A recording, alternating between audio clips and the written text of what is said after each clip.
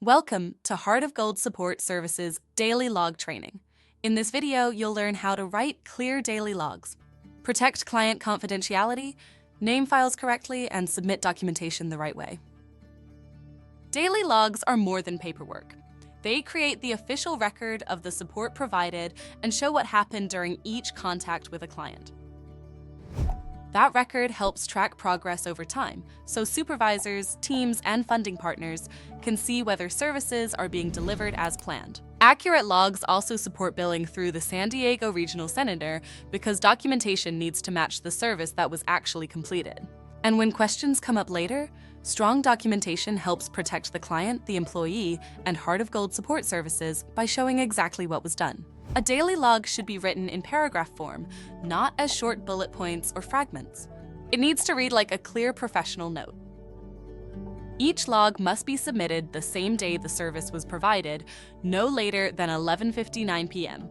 Waiting until later increases the risk of errors and missing details. Write in third person and document only services that were actually completed. The note should describe what happened, not what you plan to do or hope to do. And never use a client's full name in the daily log. Documentation must stay professional, accurate, and confidential from start to finish. To protect confidentiality, use a client identifier instead of the client's full name. The identifier is built from the first two letters of the first name and the first two letters of the last name. If the client's name is Maria Lopez, the identifier becomes Mallow. If the name is David Chen, the identifier becomes Duck. If the client's name is Anna Ruiz, the identifier becomes Ann Ru. The format stays the same, even when the full names are different lengths. Before you save or upload anything, double-check that the identifier is correct. A small naming error can place documentation in the wrong record. File naming matters because it helps the right people find the right documentation quickly. A good file name keeps records organized and reduces confusion. When you're titling documents, use one identical file name in both the client folder and the employee folder.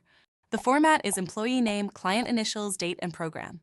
On screen, that should appear exactly as employee name, client initials, date, program. For example, R.Johnson, Jodo June 1st, 2026 CFS. Here's how to read the file name R.Johnson, Jodo June 1st, 2026 CFS. On screen, show this legend exactly.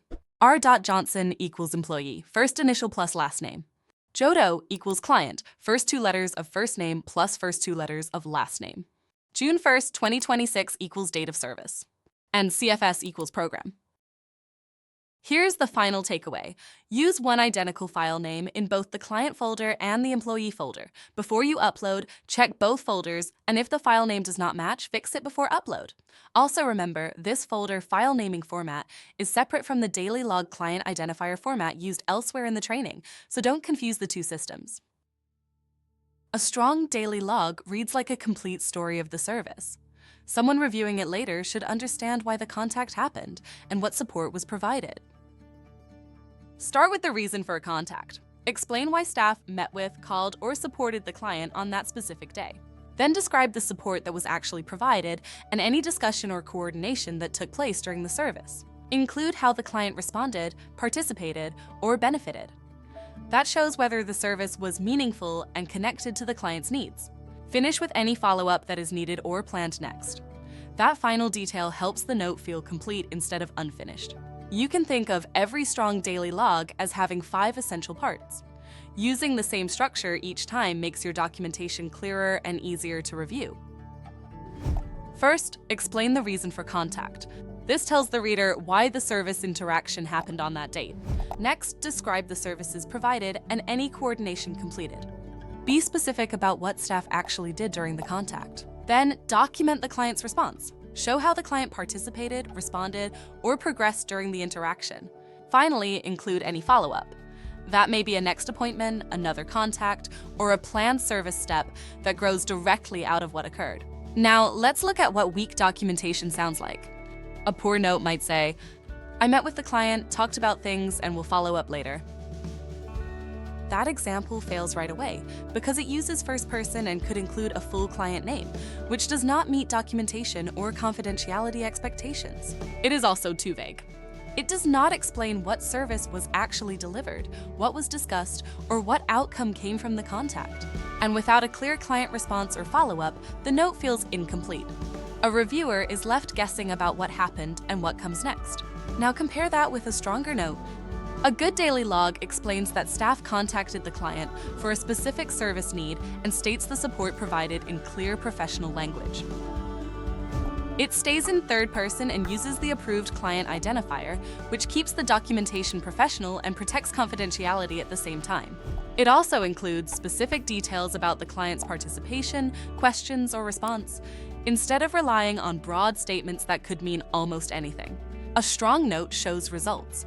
It helps the reader understand what changed, what was accomplished, or what support moved forward during that contact. And it ends with the next step, such as a planned follow-up, additional coordination, or continued support. That is what makes the documentation feel complete and useful. Some mistakes show up again and again in daily logs. One of the biggest is copying old notes instead of documenting the actual service from that day. Other common problems include grammar issues, vague wording, missing follow-up, and writing opinions instead of sticking to observable facts. Errors can also happen outside the note itself, like using the wrong client identifier, the wrong file name, or uploading to the wrong folder. The best habit is to pause and review the note before submission. A short quality check can catch problems while they are still easy to fix. Let's bring the key points together. Submit the daily log the same day, no later than 11:59 p.m., so the record stays accurate and complete. Protect confidentiality by using the approved client identifier built from the first two letters of the first and last name, not the client's full name. Make sure the note explains the service provided, the client's response, and any follow-up. Then verify the file name and upload it to the correct folder. When those pieces are in place, your documentation is much more likely to be useful, compliant, and easy for others to review. If you're ever unsure how to document a service, ask your supervisor. It is always better to pause and get guidance than to guess and submit an inaccurate note. Questions about wording, confidentiality, file naming, or where to upload a note are all worth raising. Getting it right protects everyone involved. Asking for help is part of professional documentation. It shows care, accountability, and commitment to quality service. The most important reminder is simple. If it was not documented, it was not completed. Clear and accurate, daily logs are part of delivering quality service. When you document carefully, you support the client, protect the service record, and reflect the professionalism Heart of Gold Support Services expects every day. Thank you.